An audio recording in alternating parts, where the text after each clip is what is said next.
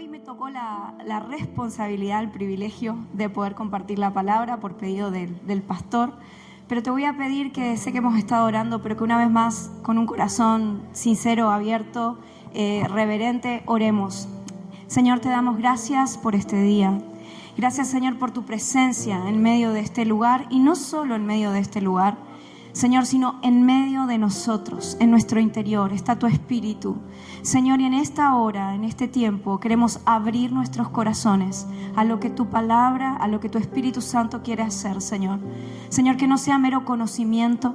Oramos que tu Espíritu Santo pueda intervenir en nuestras vidas, puedas estar operando, y que tu propósito por el cual esta palabra es enviada para cada uno de nosotros pueda cumplirse. Puedas dar fruto, y un fruto en abundancia, para ser transformados por ti, Señor, que es lo que tanto anhelamos. Todo lo que nos viene de ti lo sujetamos en el nombre de Jesús, a tu soberanía, a tu autoridad, Señor, y pedimos la guía de tu Espíritu Santo, abriendo nuestros corazones a lo que tú tienes, en el nombre de Jesús. Amén y amén. Titulamos a esta parte, ¿se acuerdan que habíamos visto? Siempre dice el pastor, ¿cuántos frutos del Espíritu Santo son? Uno. Muy bien. Un fruto del Espíritu Santo con 9 características, me gusta decir a mí. A mí me gusta mucho simplificarlo como una mandarina, básicamente. Una mandarina es un fruto, pero tiene diferentes gajos, ¿cierto? Y si se dan cuenta, no todos los gajos son iguales. Algunos son más grandes, unos más chiquititos, unos más ácidos, unos más dulces, pero así me gusta simplificarlo. Es un fruto con muchas características, con muchos gajos. Habíamos visto el amor, habíamos visto lo que era el gozo. ¿Qué más era? Me olvidé. Gracias. Paz, paciencia, y toca lo que es ahora benignidad. En otra versión dice gentileza, bondad. Por eso le titulamos a esta enseñanza, a esta prédica, sé gentil, no sabes por lo que el otro está pasando. En un lugar, en un mundo donde realmente creo que uno de estos valores, porque es un valor, a nivel humano es un valor, a nivel espiritual es un fruto, se va perdiendo. Porque para ser gentil tiene que ver mucho con el otro, con la interacción que estamos teniendo con la sociedad. En una sociedad donde realmente parece que cada vez va todo en contra de lo que dice este pasaje en la Escritura de ser gentil, de los frutos, donde cada vez en vez de amar más, quizás estamos más egoístas, donde cada vez en vez de a veces tener más gozo y esa alegría, estamos cada vez más chinchudos, más enojones, más ansiosos, en vez de tener paz. O a veces en vez de ser tan gentil pensamos tanto en nosotros. Pero hay una realidad, no sabemos lo que está pasando el otro. Eso dice Gálatas 5:22. En cambio, la clase de fruto que el Espíritu Santo produce en nuestra vida es amor, alegría, paz, paciencia, gentileza, benignidad, bondad, fidelidad, humildad y control propio. Y me encanta cómo termina cerrando, porque dice que no existen leyes contra tales cosas. Dice así lo que es benignidad, para que podamos entender en el diccionario, y en el diccionario bíblico benignidad dice cuando su disposición natural, o sea, su forma de ser, tiende a lo bueno. Comportamiento ejemplar de todo cristiano, proclamando gracia, ternura y compasión. Tiene mucho que ver con integridad. De hecho, todo esto de los frutos tiene que ver con algo completo, con algo íntegro. Ahora, yo me ponía a pensar esto, ¿no? Disposición natural. Yo le voy a ser muy honesta, así soy yo no sé si... pero la realidad es que a mí no me sale ser buena por naturaleza. Me choqué con esta definición porque decía disposición natural de forma de ser que tiende a lo bueno. Y no siempre estoy tendiendo a querer lo bueno hacia el otro, siempre hablando, ¿no? A veces no es que no quiero lo malo, pero no tiendo a tener esa bondad, esa gentileza, esa cosa que nos va trayendo con una absoluta consideración hacia el otro, porque la gentileza y la bondad tienen mucho que ver con compasión, tiene mucho que ver con poder mirar al otro, tiene mucho que ver no con lo que el otro es, sino con lo que yo soy, a pesar de lo que el otro es. Entonces, otra parte más de gentileza, la definición de gentileza dice, significa ser amable con las personas sin importar cómo ellos nos traten. En un mundo donde vos escuchás hoy por hoy ¿Y qué te dice? Aléjate de la gente tóxica. Si el otro te está tratando mal, sabe poner los límites, ignorar y no lo hables más, bloquealo, ¿cierto? Y yo decía, ¿qué en contra que va esto, no? Que decía, las personas sin importar, ser amables sin importar cómo nos traten. La palabra expresa la cualidad de la consideración que, escuchen bien, no peleará por los derechos de uno mismo o por los estrictos términos de la ley, sino que considerará el bien del otro con equidad y honradez. No pelear por mis propios derechos, sino que por encima de mis propios derechos, considerar el derecho del otro. Algo que se está realmente perdiendo. Entonces se me venía a la mente un pasaje en la Biblia, que está en Marcos 10:18, creo que no sé si está ahí, pero está en Marcos 10:18, que dice, el maestro estaba hablando con sus discípulos y cuando un discípulo le dice a él, maestro bueno, le dice a este discípulo, y Jesús le dice, ¿por qué me llamas bueno?, preguntó Jesús. Solo Dios es verdaderamente bueno. Y aquí vamos al inicio de lo que es un poco esto, fruto del Espíritu. ¿Saben qué? Ninguno de estos frutos, tampoco el de la gentileza, tampoco el de la bondad, podemos desarrollarlos por nosotros mismos. No son cualidades que nosotras podamos tener como por decir, voy a esforzarme hoy en ser gentil con todo el mundo. En una sociedad donde el otro día tomaba una certificación de los adultos mayores y hablaba mucho de cómo los adultos mayores hay ciertas características que tenemos que tener en consideración. ¿Se acuerdan? Yo tengo 43 años recién cumplidos. ¿Se acuerdan que en mis tiempos, si sos más o menos esta generación, un poquito más, nos enseñaban cosas como, si está embarazada, dale el asiento al colectivo. Si es un mayor, correte y dale el asiento. Si está con mucha carga y está cruzando la calle, ayúdale a cruzar. A los ancianos, a la gente mayor se le respeta, se le trata bien. En un mundo donde hoy los ancianos o la gente mayor parece directamente ser ignorada, no tomada en cuenta, donde realmente cada vez nos va importando menos esta parte vulnerable quizás o más débiles de la sociedad, a lo mismo que la niñez. Los niños hoy por hoy, hay una pantalla muy grande de cuidado de niños, pero cada vez están más expuestos a maldad, a cosas malas, a tratas. Cosas que a mí me gusta hablar porque venimos a la iglesia, pero vivimos en una sociedad y vivimos en un mundo. Y la palabra dice, están en el mundo, mas no son del mundo. Confiad porque yo he vencido. Pero pensaba en esto, ¿y por qué doy tantas vueltas en esto? Porque entiendo que según lo que dice acá en la palabra, en lo que estamos viendo de los frutos, es un deber de la iglesia poder dar este fruto. Nosotros a veces como iglesia, y más en un tiempo, voy a entrar en un terreno pero no mucho, en un tiempo donde estamos en elecciones, este está buenísimo, este revolucionario parece que sí, este no, este es lo mismo de siempre. ¿Saben qué? La esperanza no está en un político. Puede ser dentro de las 6 opciones que hay, el más correcto a los valores. Pero me extraña ver cómo a veces la iglesia nos dependemos tanto de la noticia, de quién salió, de quién no salió. Si la palabra dice que nosotros somos la luz del mundo, la iglesia. Es el deber de la iglesia ser sal, ser luz en el mundo. Eso no le corresponde a la política, a la educación, a los gobiernos. Eso nos corresponde a la iglesia. Es el deber de la iglesia, que es como cabeza y no cola, porque tenemos a Cristo, ser esa luz y comenzar a vivir y hacer justicia. Y parte de hacer justicia social tiene mucho que ver con vivir con buenos frutos. Tiene mucho que ver con hacer el bien. Tiene mucho que ver con ser gentil, con amar, con vivir en gozo, con marcar una diferencia. Y me asusta cuando nosotros, la iglesia, hijos de Dios, nos mezclamos y parece que no hay una diferencia. Nos mezclamos con la ansiedad de que vive el otro. Vos ves el mismo hijo de Dios con el no hijo de Dios y estamos igual de ansiosos.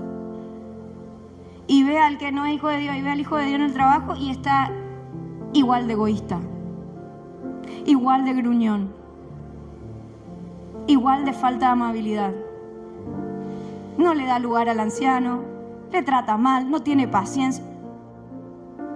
Y ahí es donde me asusta, porque digo, Señor, sacúdenos, despiértanos, que podamos entender que es nuestra responsabilidad, y no me refiero a nuestra de los pastores, me refiero a nuestra responsabilidad de los hijos de Dios, poder hacer justicia, porque tenemos al único que es justo, que es Cristo, y que siendo justo no usó esa justicia pudiendo condenar al mundo para condenarlo, sino para salvarlo.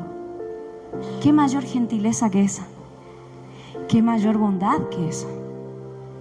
Entonces, poniendo bases, en la placa 1 dice, estos frutos no son meramente de carácter moral de una persona, es decir, no se dan naturalmente, ¿se entiende? Sino que viene como resultado del Espíritu de Dios viviendo en nosotros. Por lo tanto, estos frutos son de carácter espiritual. Por lo tanto, una persona que no cultiva lo espiritual, una vida en el Espíritu, una vida donde aprendamos a vivir gobernados por el Espíritu Santo, que nos lleva a vivir a la vida de Cristo, porque no se trata de mí, sino de Cristo en mí, no lo podemos cumplir.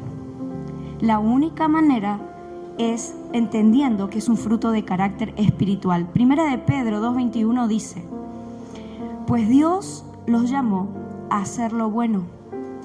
De nuevo, ¿a quién está hablando? A la iglesia, a los discípulos, a los hijos de Dios, a los cristianos. Pregunto, levánteme su mano, ¿cuántos hijos de Dios hay acá? Amén. Ok. Entonces, Dios nos dice, pues Dios los llamó a hacer lo bueno, primera de Pedro 2:21, aunque eso signifique que tengan que, que tengan que sufrir. No es un pare de sufrir, ¿eh? Aunque eso signifique que tengan que sufrir, y ahí pone la vara del ejemplo como quién, tal como Cristo sufrió por ustedes. Ah, no, pero ¿hasta cuándo le tengo que aguantar? ¿Pero hasta cuándo le tengo que perdonar? ¿Y por qué yo tengo que ser gentil? Sí, mire cómo me trata, mire cómo me hace, mire cómo... Porque es cierto. Es más, si te toca vivir o convivir con alguien que está en una guerra de fe, que no tiene a Dios, Dios mío. Dios mío, porque lo más de una verborragia, pero te está tocando convivir con eso, con alguien. ¿Vieron esas personas que solo hablan, parece que están podridos por dentro? Disculpen, pero es verdad, que hablan y no hay nada bueno, y solo cuando hablan para o burlarse o criticar o ser irónicos o ser hostiles o decir algo malo. No hay otra. Y bueno, te tocó. No, es que ahora le hago la cruz. Mira lo que dice la palabra con esto de ser gentil. Porque no sabes por qué esa persona está así. Quizás convivís, pero no sabés qué luchas tiene. Dice que Cristo es nuestro ejemplo y debemos seguir sus pasos. Yo sé que esta palabra hoy no es una palabra muy motivadora, pero entiendo que es la palabra que el Señor me dio a mí primero y que no es fácil practicarla porque no siempre la practico. Esa es la realidad. Estoy en trabajo de morir yo para nutrirme del Espíritu y que Cristo viva en mí, pero se trata, esta es la vara. La medida es Cristo. Sé gentil como Cristo lo fue. Seamos gentiles y bondadosos. ¿Por qué? ¿Porque nace de nosotros? No. Porque no es un fruto de la carne. Es un fruto del Espíritu. Miren lo que dice Gálatas 5, 19 a 21, que está exactamente unos versículos pequeños, 3 o 4 versículos por delante de lo que hemos estado viendo en esta serie. Pero a mí me encanta, y lo seguimos viendo, me encanta poner todos los textos en su contexto, porque hay un contexto un poquito más arriba, que a veces está bueno el fruto del Espíritu, pero vamos un poquito más arriba, lo que dice Gálatas 5, 19 al 21. Cuando ustedes siguen los deseos de la naturaleza pecaminosa, los resultados son más que claros. ¿Qué dice? Cuando ustedes se independizan de Dios y siguen los pasos de lo que nosotros queremos, el yo, Erika, mi carne, mis ganas, mi manera de pensar, y no tengo en cuenta a Dios, hay evidencias en la vida que son claras, que no necesitan rebuscar mucho, pues son resultados, son evidencias de seguir el deseo de la carne. Y acá le da una listita: inmoralidad sexual, impureza, pasiones sensuales, idolatría, hechicería, hostilidad, peleas, celos, arrebatos de furia, ambición egoísta, discordias, divisiones, envidias, borracheras, fiestas desenfrenadas y otros pecados parecidos. No están todos encima. Hay una lista bastante interesante, pero no están todos. Otro parecido de esta índole. Permítanme repetirles lo que les dije antes: cualquiera que lleve esta clase de vida no heredará el reino de Dios. Pero el foco no es la evidencia, el foco es la raíz. Por eso es un fruto. Por algo nos compara con un fruto. Y luego viene Gálatas 5, 20, 20, que es unos pasajes más. Estoy saltando haciendo los versículos anteriores a lo que estamos leyendo, el fruto del Espíritu, y estoy saltando a los últimos versículos del capítulo 5, después del fruto del Espíritu. Miren lo que dice Gálatas 5, 24 al 25. Los que pertenecen a Cristo. Acabo de hacer una pregunta: ¿cuántos somos hijos de Dios? Y creo que el 99 levantamos las manos. Los que pertenecen a Cristo, o sea nosotros, han clavado en la cruz las pasiones y los deseos de la naturaleza pecaminosa. ¿De cuál naturaleza? De esa misma naturaleza que acabamos de leer con esa misma lista que habla en Gálatas mismo 5, versículo 19 y 21. Y los han crucificado allí. ¿Con quién? Con Cristo. Ya que vivimos por el Espíritu, sigamos la guía del Espíritu en cada aspecto de nuestras vidas. Y ahí sigo participando todavía. Es ahí donde Gálatas 2:20 dice: ya no vivo yo, mas Cristo vive en mí. Y lo que ahora vivo en la carne, lo vivo por la fe del Hijo de Dios, quien se entregó por amor y murió por mí. Si te pasó como a mí, y todavía me está costando, pero ahí vamos entendiendo qué significa que Cristo viva en mí. Todo lindo, pero ¿cómo se hace? Porque a alguno le cuesta o no la vida de Cristo. ¿Saben qué? Es más sencillo de lo que creemos. A veces es más tardado de lo que creemos, porque queremos que sea todo express, y lleva un proceso de muerte del yo, de las nuestras.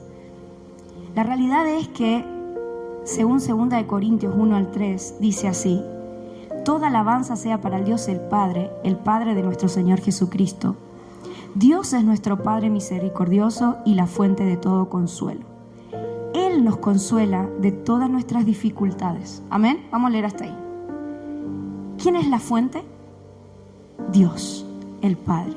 Y Él nos consuela. Cuando uno tiene problemas, cuando uno tiene dificultades, cuando uno no sabe qué hacer, la fuente no es el pastor, no es la esposa del pastor, no es tu mamá, no es tu papá, no es tu tío, es Dios.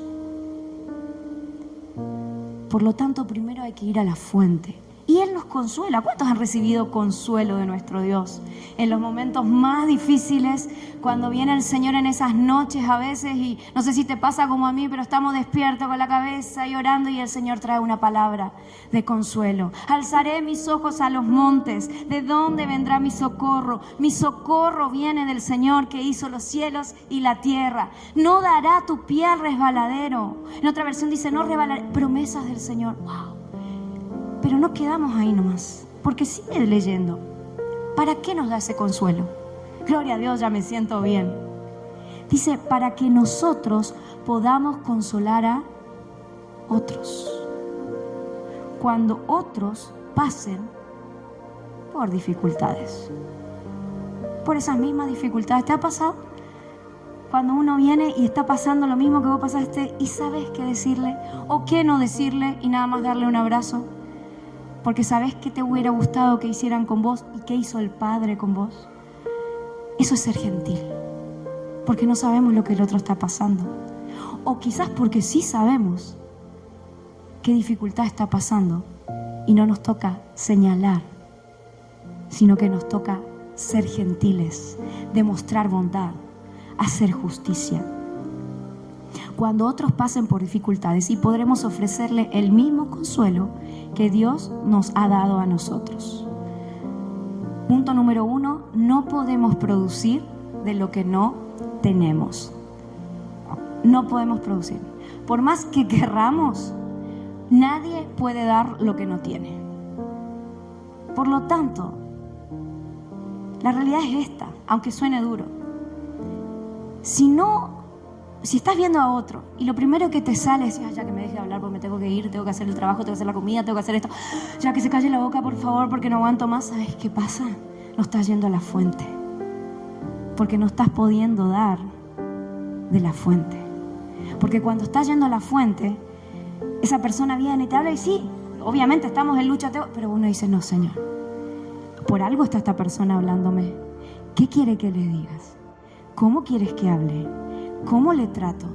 Y se quita el egoísmo y comienza lo que es la gentileza, y comienza lo que es el consuelo, comienza lo que es la bondad, y se comienza a pasar algo que tiene mucho más profundidad. Que no digo que está mal venir a la iglesia a levantar las manos y cantar, pero la profundidad la vivimos de lunes a sábado, en nuestra casa, en nuestro entorno, con quienes nos rodeamos.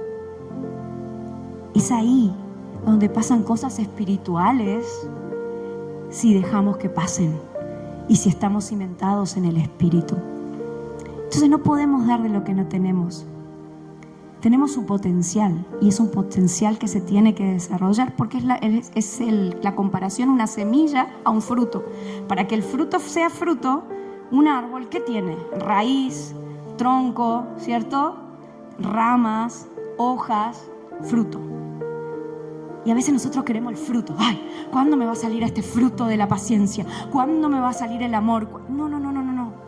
Porque tenemos que ir más recorriendo el árbol y preguntar, ¿dónde está mi raíz? ¿Dónde estoy echando raíces? ¿De qué me estoy nutriendo? Y depende de lo que somos nutridos, es por lo que vamos a ser guiados. Por eso es que no podemos producir de lo que no tenemos. Mi pregunta para mí y para vos es, ¿qué estamos produciendo? ¿Qué estás produciendo en tu casa? ¿Qué estamos produciendo en nuestro matrimonio? ¿Qué estamos produciendo en nuestro ambiente de trabajo? No qué está produciendo el otro, o tu jefe que te está demandando, o la compañera que es complicada, o la mamá o el hijo que está rebelde, o el esposo que no te comprende, o la esposa que no tiene paciencia. No. ¿Qué estoy produciendo yo? Porque eso es un fruto. Y puedo producir y mezclarme, o puedo marcar una diferencia. Dice así, 1 Corintios 3, 10, 13 y 15. Por la gracia que Dios me dio, dice Pablo, yo eché los cimientos como un experto de construcción. Ahora los que edifican encima, pero cualquiera que edifique sobre este fundamento tiene que tener mucho cuidado, habla Pablo. Pues nadie puede poner un fundamento distinto al que ya tenemos. ¿Y quién es el fundamento? Jesucristo. Pero miren, Jesucristo es el fundamento, ¿cierto? Está hablando Pablo. Él es la roca, Él es la piedra angular que sostiene todo. Pero hay materiales por los que nosotros podemos edificar. Y nosotros elegimos con qué materiales edificamos. Porque Dios no es un Dios que impone, Dios es un Dios que invita y que dice, si haces esto te va a ir bien, si haces esto te va a ir mal, pero no te impone. Entonces ahí están los materiales y ahí sigue diciendo, el que edifica sobre este fundamento, ¿cuál era el fundamento? Cristo, Jesucristo, podrá usar una variedad de materiales, oro, plata, joyas, madera, heno o paja. Pero el día del juicio, el fuego revelará la clase de obra que cada constructor ha hecho. Está hablando del día del juicio final. El fuego mostrará si la obra de alguien tiene algún valor, pero si la obra se consume, el constructor sufrirá una gran pérdida. El constructor se salvará. No voy a entrar en teología, pero ahí está diciendo, el constructor se salvará, pero como quien apenas escapa atravesando un muro en llamas. Entonces yo, por eso hice todo esto, con la libertad mandé a traer muy despacito acá, Mercedes y el equipo ahí me ayudaron un montón porque fue medio que improvisado el tema. Vamos a hacer de cuenta que este recipiente, gracias Lucas, está acá. ¿Ven el agua? No todos quizás van a poder ver, pero acá nombra una serie de materiales, ¿cierto? Quiero ir rápido porque tengo un poco de tiempo, lo sé, pero me parece interesante y creo que el Espíritu me lleva a este ejemplo. Habla de hojarasca, no tenía literal, pero es esta hojita seca, como la hojarasca, ¿cierto? El que edifica con este material, hojarasca. Heno, que viene a ser la paja, hojas, habla acá de hojas, ¿cierto? Estoy buscando un pedacito de madera que andaba por ahí porque no me encontró el tronco. Me parece que no está la madera. Acá está, este es un pedacito de madera. Bien, ¿ven? ¿Dónde están estos? Este pesa mucho. Vamos a ponerlo porque habla de... Vamos a poner unas hojitas ahí. ¿En qué parte del agua están estos materiales? ¿Dónde? En la superficie. ¿Se dan cuenta? Pero también nombra oro. Yo no tengo mucho oro, pero me queda el anillito de oro de casado. Y tengo este, que no es también en mi ratita, pero bueno, vamos a ponerle ejemplo. Piedras, plata. ¿Dónde quedan estos materiales? En el fondo. Por lo tanto, me meditaba y decía, no debe ser casualidad esto. Que pone el ejemplo Pablo y que hay materiales que solo se van al fondo para buscarlos, ¿cierto? No, el oro no está a la simple vista como la hoja de un árbol o como la paja o como el heno, no está a simple vista.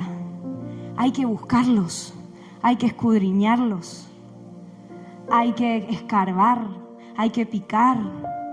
La plata lo mismo, las piedras preciosas lo mismo.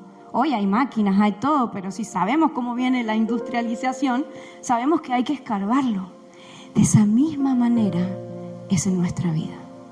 ¿Estamos produciendo algo muy superficial o algo en el fondo? Punto número 2, dice, necesitamos echar raíces en lo profundo para poder dar fruto. Porque el fruto, te pregunto, el fruto, imagínate un árbol, le dije la mandarina, ¿vos te imaginabas la mandarina diciendo, vamos que tenemos que crecer, vamos que tenemos que dar fruto, vamos que tenemos que ser dulce, vamos que tenemos que producir, o produce de lo que es? No se preocupa la mandarina, ni ningún fruto, simplemente fluye, da. ¿Por qué? Porque hay un árbol que está con unas raíces cimentadas. Y es ahí donde el Señor me llevaba a mí en estos días, y llevo 2 semanas con este pasaje y el Señor sigue dándome. Ezequiel 47, que dice lo siguiente, Ezequiel: en mi visión, el hombre que me llevó Estaba Ezequiel, un profeta, viendo una visión. Nuevamente a la entrada del templo.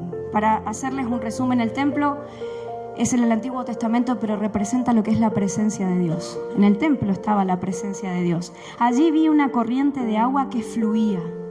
De nuevo aparece el agua.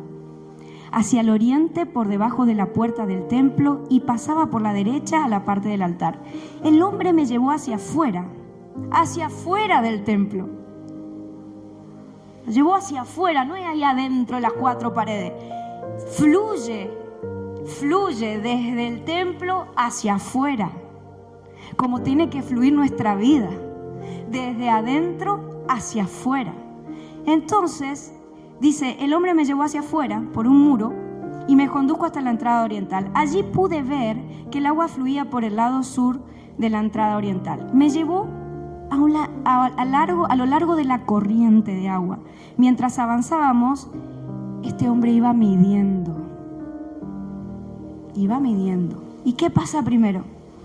Cuando llegamos a 530 metros, estoy saltando para poder ir con el tiempo, me llevó, iba midiendo, y cuando llegamos a 530 metros me llevó a través de la corriente y el agua llegaba a los tobillos. Los tobillos, ¿vieron cuando va al mar o al río? ¡Ay, está fría! O no está tan fría. Estamos seguritos. Luego fue más profundo. Me llevó a través de la corriente, dice otra vez. Y esta vez el agua me llegaba a las rodillas. Más profundo. Después otros 530 metros y el agua me llegaba a la cintura. Ya cuando estamos en la cintura, no sé si a vos te pasa o no, pero es como... hasta ahí nomás me quedo, acá estoy bien, ya si es un mar, ni hablar, pues bueno, yo por lo menos que con el mar le tengo mucho respeto, hasta ahí. Después de otros 530 metros, dice, luego midió otros 530 metros y el río ya era demasiado profundo para cruzarlo caminando. Había una buena profundidad para nadar, pero demasiada para atravesarlo de pie. Y me preguntó, hijo de hombre, ¿qué has estado observando? Y después me llevó de regreso. Hacía la analogía con esto. ¿Dónde se dan estos frutos? ¿Dónde se dan estos materiales buenos que tenemos que edificar? En la profundidad. ¿Y dónde tenemos que echar esas raíces? En lo profundo del Espíritu Santo. Porque la obra, queridos, no es nuestra. Y eso trae descanso. No es tu obra. No es por tu esfuerzo humano. Lo único que tenemos que hacer es cada día vivir prendidos de la mano de Dios. Con un corazón sincero, con un corazón contrito y humillado, que no desprecia al Señor, con un corazón que dice, mira, Señor, acá está, también hay heno, también hay hojarasca, pero quiero más profundo, quiero echar raíces. Entonces oro, porque la oración es el oxígeno a lo espiritual. Y vivo orando. Ay, pero pastora, no tengo el tiempo para estar 3 horas. No significa que te tenés que estar 3 horas encerrando. Si el Espíritu te llama, hacelo. Pero hablamos de una conexión continua, constante con Dios, en donde estés, en el lugar en el que estés, leyendo su palabra, nutriéndote de su palabra. El punto número 3 dice, producimos de lo que nos estamos nutriendo. Es simple. ¿De qué te estás nutriendo? ¿De qué nos estamos nutriendo? Porque de lo que nos estamos nutriendo se evidencia. Se va a evidenciar en tu casa, con los tuyos, con los cercanos. Se evidencia de qué nos estamos nutriendo. A mí me molesta mucho cuando gente me dice a veces, y no digo nada, pero digo, ¿por qué escuchas este tipo de música? Para escuchar el ritmo, no pasa nada. Y una letra. El tema es que después ves las actitudes y coincide con todo lo que está escuchando. ¿Cómo no? Si se está nutriendo de ese tipo, ¿qué estás escuchando? ¿Qué estás mirando? ¿Con quién te estás relacionando? ¿Qué clases de vínculo estás tratando de edificar o no, porque todo eso tiene que ver nutrición.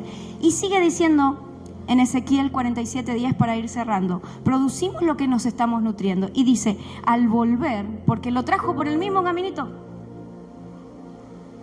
de ir más profundo, de volver. Dice, al volver me sorprendió, dice Ezequiel, ver muchos árboles que crecían a ambos lados del río. Entonces me dijo, este río fluye hacia el norte, atraviesa el desierto, desemboca al valle del Mar Muerto.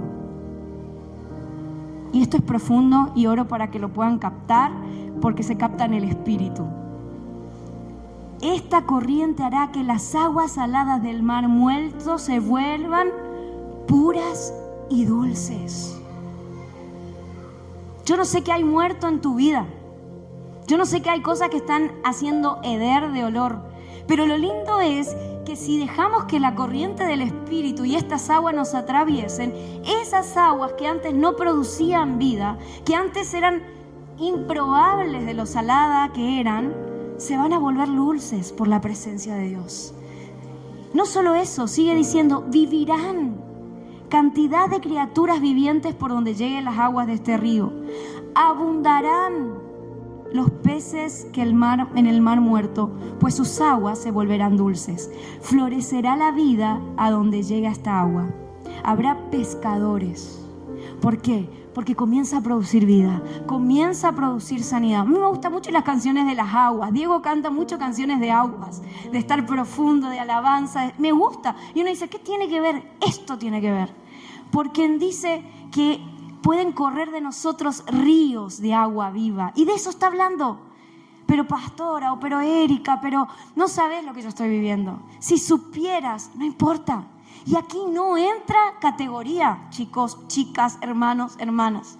Aquí no entra si que estoy en la adicción, si es que estoy en la pornografía y no puedo salir, si es que estoy en un mar de hablar mal y no. Acá no entra categoría, porque no hay nada que esté demasiado muerto que esas aguas no pueden hacer vivir. No hay nada que esté demasiado sucio que esas aguas no puedan hacer sanar, no puedan limpiar.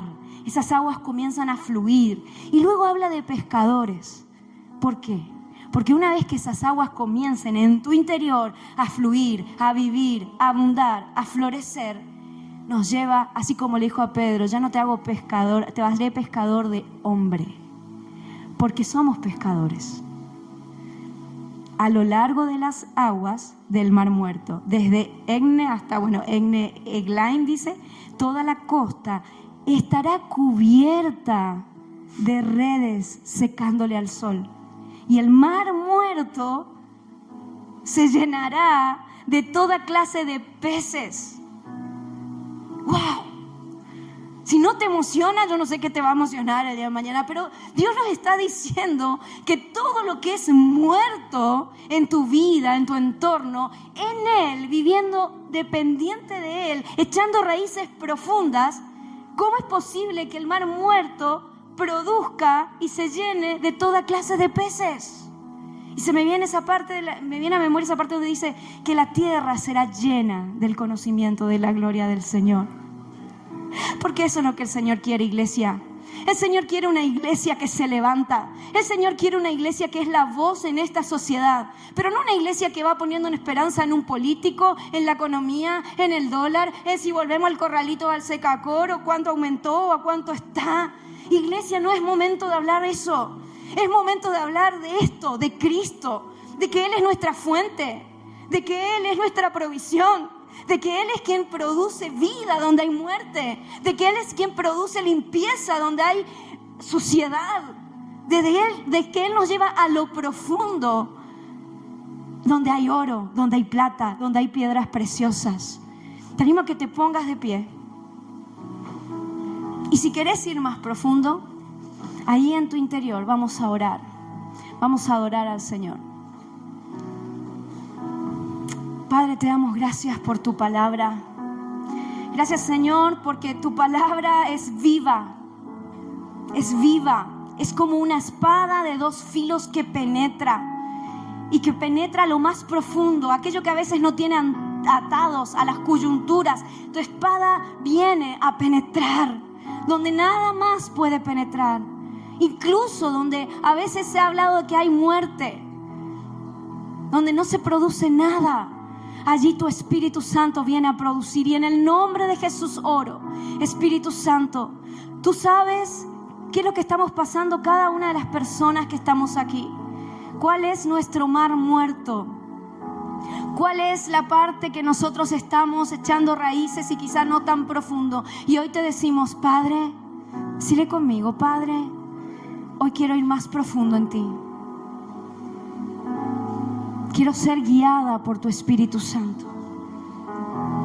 Vivimos en victoria cuando en cada momento y en cada instante de nuestra vida nos negamos a lo que nosotros queremos. Nos negamos a nuestra carne, a nuestra naturaleza, a nuestros gustos, a nuestra manera de pensar, y los clavamos en la cruz y permitimos que el Espíritu Santo nos conduzca, nos guíe, como hablaba el profeta, a esas corrientes, nos conduzca a la verdad, nos conduzca a Cristo, porque se trata de Cristo.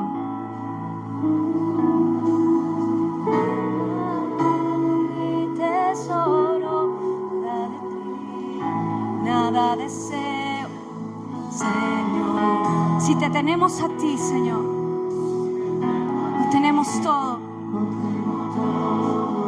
Mi amado, mi tesoro, fuera de ti nada deseo, Señor. Si te tengo a ti, lo tengo todo. Mi amado, mi tesoro, fuera de ti nada deseo, Señor.